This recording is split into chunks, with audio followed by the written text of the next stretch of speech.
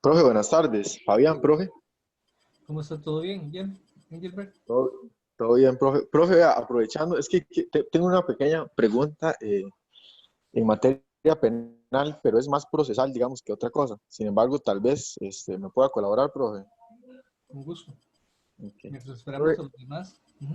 ujú. Profe, vea, digamos, en cuanto a la cadena de custodia de una prueba, ¿verdad? Se hacen unas boletas judiciales, ¿verdad? De quien, digamos, de quien recibe, quien entrega, quien recibe, quien entrega y quien recibe, ¿verdad? Es fundamental, digamos, es que nosotros estamos en un caso donde el profesor Eli, donde nos entrega, digamos, un caso y estamos analizando la cadena de custodia.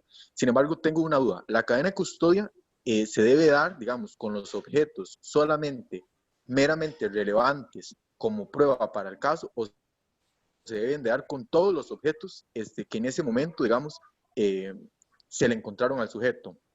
Me explico, a él lo detuvieron con una cierta cantidad, digamos, de droga, ¿verdad? Pero cuando se da la cadena de custodia de los objetos, en distintos tiempos, digamos, aparecen y desaparecen. Digamos, quien entrega, entrega una cosa y el otro vuelve a hacer, digamos, otra acta, quien recibe hace otra acta y no pone unos objetos. Y así se da, digamos, sucesivamente. Por ejemplo, se da con algunas pertenencias del imputado. Digamos que en algunas actas aparecen ciertas pertenencias y en otras desaparecen. Entonces no se da, digamos, como esa trazabilidad, digamos, en todos los objetos. Bien, la cadena custodia, eh, digamos, es un tema de debido proceso, que es algo que ustedes deben manejar siempre.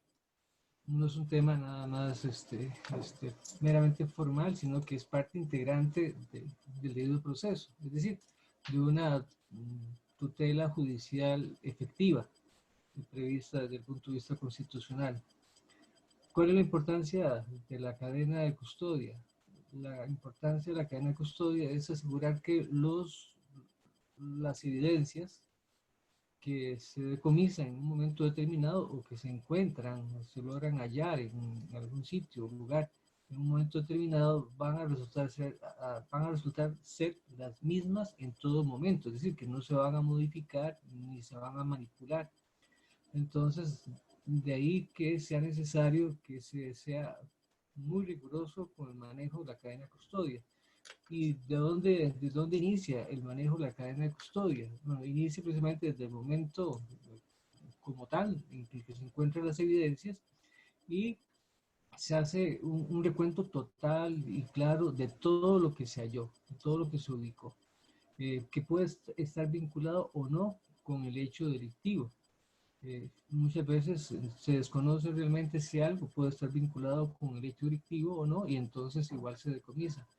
Y es importante hacer notar claramente el estado y la condición en que se encuentra esa evidencia o ese objeto porque podría deteriorarse, dañarse o desaparecer. Entonces, eso puede afectar incluso a terceros que ni siquiera son los dueños, perdón, terceros que ni siquiera son los acusados en un proceso penal, nada más que por casualidad alguien tenía en su poder de momento, por una cuestión muy particular, un préstamo o algo parecido, un bien que no le pertenece y se le decomisa. Entonces siempre es importante que todos los objetos, por igual, todas las evidencias, se encuentren debidamente resguardadas bajo la cadena de custodia.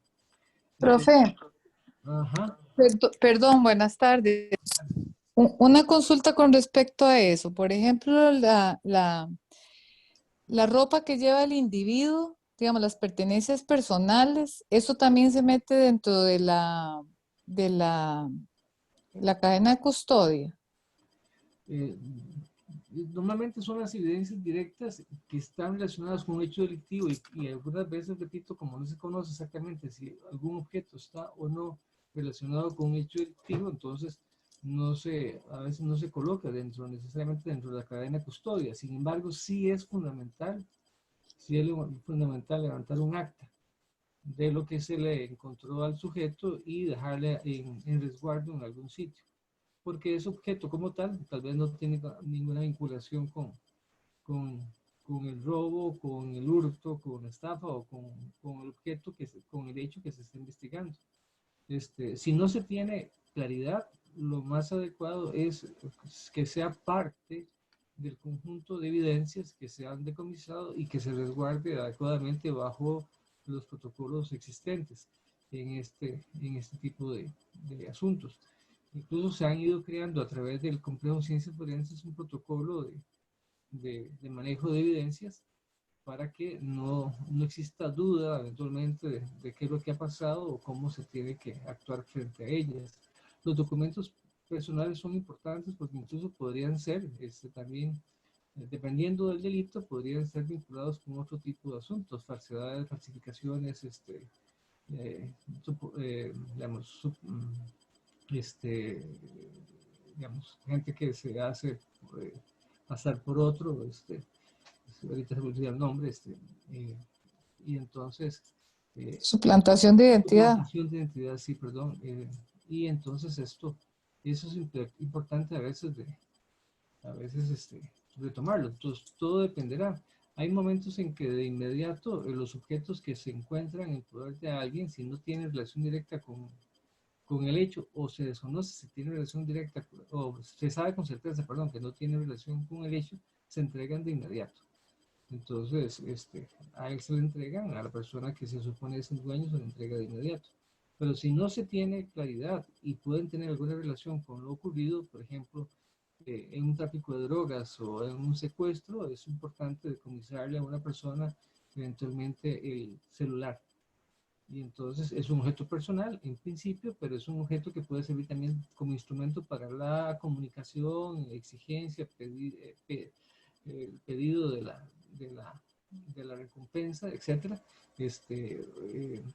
Y entonces es importante el decomiso y es importante entonces que se resguarde debidamente a través de la debida cadena de custodia. Ahora, ¿cómo se tiene que custodiar esa evidencia? Pues eso dependerá de los distintos tipos de evidencia o elementos que se vayan a obtener. No, si es un documento normalmente o algún objeto sólido que no tenga posibilidad de deteriorarse, entonces se colocan en bolsas, a veces plásticas, dependiendo de qué es lo que se va a preservar, o a veces de papel, y de inmediato se sella. Se sella y ya se le asigna un número, ¿verdad?, de esa evidencia, y el sellado permite que se asegure que si se trata de abrir, entonces se rompe y ya se quebranta la cadena de custodia. Entonces, el sellarlo, primarlo y lacrarlo, que es propiamente lo que se llama, entonces ya queda resguardado allí y nadie tiene que abrir eso hasta tanto no se ordene la apertura de la evidencia cuando se trata de, sobre todo, documentos, objetos muy personales. Entonces se tiene que convocar a su respectiva apertura de evidencia para que la gente observe qué es lo que se está encontrando en eso, o qué es lo que estaba allí.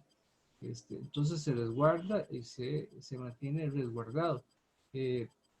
Si son otro tipo digamos, de líquidos, sustancias, material que se puede descomponer, entonces hay que tomarlo bajo otros elementos, ¿verdad? Que si es extracción de sangre, entonces se colocan en ciertos tubos de ensayo, ¿verdad? Con ciertos mecanismos de cierre, ¿verdad? Y se coloca también una cierta numeración, se embala, se guarda para que nadie lo pueda abrir. Y es importante luego también para que se preserve en el estado adecuado, mantenerlo a cierta temperatura, entonces se va a colocar en cierto lugar para que no se altere o dañe el componente que está allí. Entonces, todos esos objetos, en principio, si no se conoce cuál es el origen y qué vinculación tiene con lo ocurrido, lo más adecuado, lo prudente es que todo se proceda a resguardar a través de la cadena de custodia respectiva. Y dependerá entonces, en cada caso, entonces se hará un acta y para cada evidencia, porque hay diferentes tipos de evidencia, algunas se pueden colocar de manera conjunta cuando se trata de documentos, nada más levanta el acta y se hace constar que en el embalaje tal se encuentra tales probanzas, y pueden ir conjuntas en algunos casos, pero en otros por una cuestión de seguridad y también para no eventualmente dañarlas, entonces se coloca en otro tipo de embalaje. Y entonces para cada uno de estos, entonces se levanta un acta, se hace constar que se hizo el embalaje, se guardó la evidencia allí y hay unas etiquetas en donde se hace constar lo que Engelbert decía, esa trazabilidad, esa continuidad de quién maneja la evidencia y qué se entrega y qué se recibe. Si está cerrado es muy sencillo, ¿verdad? Si está cerrado, lo que se dice es que se recibe un sobre en el que con numeración tal, debidamente cerrado, conteniendo en su interior, según su descripción, tales y tales cosas, pero no se puede saber si es cierto o no, porque se supone que está cerrado. Entonces, eso es importante. Ahora, si no está sellado en un sobre, los objetos o las evidencias, ahí hay un problema seriosísimo, ¿verdad? Porque eso significa que no hay seguridad de que esa evidencia no esté manipulada. Vamos a ver. En algún momento recuerdo que resolvimos varios asuntos, y eso puede suceder en muchos casos, pero se resolvieron varios asuntos donde cuando estaba como juzgador, y uno de los tantos que se resolvió era el tema de unos teléfonos celulares que se le decomisan a algunas personas que estaban dedicadas al tráfico de drogas. Los teléfonos se decomisan y se supone que en algún momento determinado se resguardan o guardan en respectivo embalaje. Pero por, digamos, ignorancia, desidia o error, digamos, en la actividad investigativa, la Fiscalía asume que no tiene ninguna importancia esos teléfonos celulares, tal vez por desconocimiento de quien llevaba el caso hace muchos años, y entonces decide entregar esos objetos al Instituto Costarricense de Droga. Entonces los entrega. Y claro, días después se dan cuenta de que los teléfonos son importantes. ¿Por qué? Porque ya el teléfono, lo que menos, digamos, función tiene a veces es de teléfono.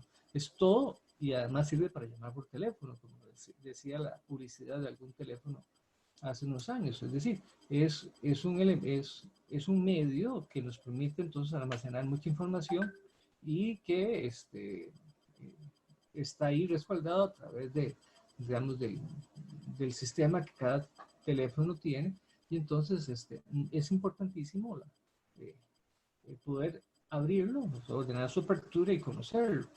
En este caso, como la cadena de custodia estaba en manos de la Fiscalía y la Fiscalía se la entrega luego libremente a funcionarios del Instituto Costarricense de Drogas, y a los 15 días luego se solicita y se embala nuevamente la evidencia y luego se ordena la apertura, y claro, en esa apertura se logra encontrar alguna información. En este caso en concreto se dijo que esa prueba ya no se podía utilizar porque se había violentado la debida cadena de custodia de la prueba.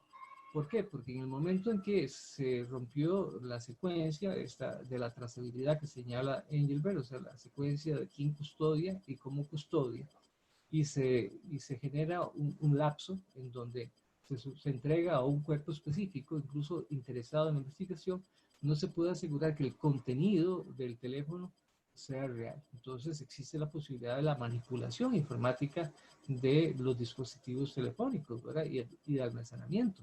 Entonces cualquier información que se obtuviera de ella ya constituye una duda seria, y nada más de una duda, por supuesto, una violación a la cadena de custodia. Un rompimiento de la misma genera una violación al debido proceso y entonces es nula.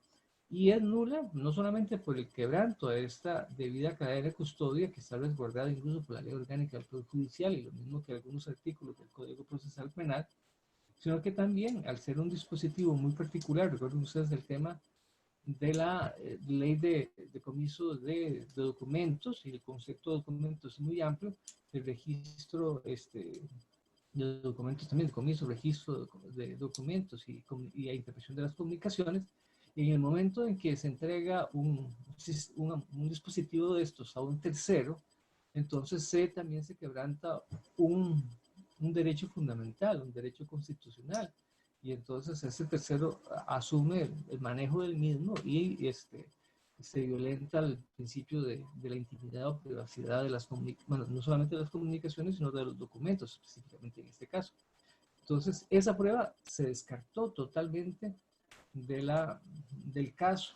Del caso. Ahora, el hecho de que una prueba por violación a la ley de cadena custodia se descarte no significa que conllevará necesariamente la nulidad de todo lo demás, sino únicamente lo que esta prueba pueda generar. En algunas ocasiones se puede hablar de una nulidad de los frutos del árbol envenenado, ¿verdad? Entonces, ¿qué sería la teoría de los frutos del árbol envenenado? O sea, una prueba inicialmente ilícita hace que sea ilícito también el producto. En este caso no, es una prueba aislada que nada tenía que ver con otros elementos de prueba que eran totalmente independientes, qué sé yo, el decomiso eventualmente de 1.500 kilos de cocaína en una lancha rápida que llaman Eduardoño, ya era, digamos, era un elemento importante. Unido a esto, el hecho de que se tratara de extranjeros sin ingreso, digamos, migratorio legalizado, adecuado, la existencia de una gran cantidad de comida y demás que evidenciaba algún otro elemento de permanencia en ese lugar. Entonces, habían elementos suficientes como para decir, bueno, independientemente de esa prueba que resulta ilícita en cuanto al manejo de ese teléfono, lo cierto es que el resto de elementos probatorios son independientes y se mantienen por sí mismos, ¿verdad? Entonces, lo cierto fue que se detuvieron en flagrancia, se decomisó una gran cantidad de pruebas, la prueba sí ha sido resguardada, esa cocaína ha sido resguardada, por la prueba que se decomisó, ha sido resguardada, y las pruebas de campo y las pruebas también de laboratorio determinan que se trata de clorhidrato de cocaína con una pureza de tanto. Entonces ahí no hay mayor dilema. El interés, por supuesto, en su momento de la policía y también del UIJ luego para rescatar esos teléfonos y tratar de determinar qué había allí, era para establecer los eventuales contactos que estos sujetos tenían en Costa Rica o que iban a tener en Costa Rica y con quién se supone estaban tratando de negociar eventualmente ese, ese cargamento. Pero ya eso no se pudo utilizar. Y si eventualmente se hubiese introducido a alguien vinculado a través de esta prueba, pues habría que, se debió haber tenido que desvincular, pero en este caso no, ¿verdad? Porque no se pudo establecer mayores cosas. Claro, los teléfonos sí permiten cierta ubicación, a veces a través de lo que llaman las comunicaciones de las radiobases, ¿verdad? Que por aquí se podían generar por la costa cuando alguien se comunicaba, pero esto no era importante finalmente porque igual que, que vinieran por la costa del Pacífico, desde Panamá hasta acá, y cuántas veces se han comunicado era, digamos, intrascendente, porque lo cierto es que se trataba de varios colombianos indocumentados, sin control migratorio adecuado, y lo más importante es que bueno, con 1.500 kilos de cocaína en una lancha rápida, y evidentemente 1.500 kilos de cocaína no podrían ser alegados que son para el consumo, por ejemplo. Entonces, esa prueba se puede eliminar. Hay pruebas cuando se quebranta el debido proceso, la debida cadena de custodia, pueden perfectamente eliminarse y no tienen ninguna incidencia eventualmente en los demás elementos probatorios, y entonces esos otros elementos probatorios sí guardan la fortaleza y legalidad suficiente para vincular a alguien. Otro ejemplo, por ejemplo, de rompimiento de cadena de custodia en general, es un caso en donde la policía hace un seguimiento supuestamente de gente que vende droga, e incluso colocan cámaras frente a la habitación o vivienda de la persona que se dedica a la venta de drogas, donde lo que se observa normalmente en esos casos, tanto en una vigilancia realizada por la policía como en una toma realizada a través de una cámara, es un acercamiento de personas y un movimiento rápido de manos, pero no se puede establecer con certeza qué es lo que están intercambiando. Únicamente se ve que hay un intercambio de algo por otra cosa, y a veces ni siquiera se ve el dinero que se está intercambiando, si es que es por dinero.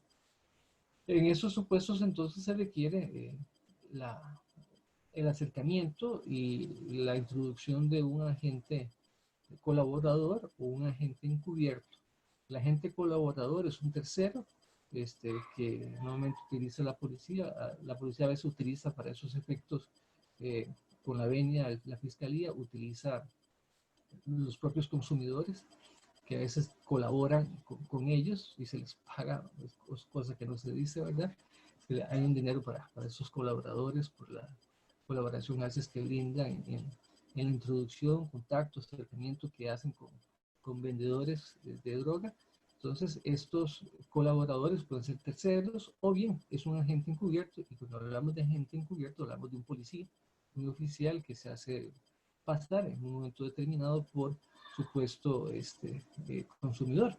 Normalmente el agente encubierto, es decir, este policía, primero casi siempre recurre a los servicios de un agente colaborador que es digamos, un adicto, ¿verdad? Que le permite ir introduciéndose al grupo que vende droga, y esto le facilita entonces que el vendedor tenga algún grado de confianza con este oficial que se está pasando por adicto, y entonces realmente le venda, logre una transacción de droga. Pero esta transacción de droga se hace a través de lo que se conoce como con dinero marcado, un registro de dinero a partir de las series, normalmente billetes de la serie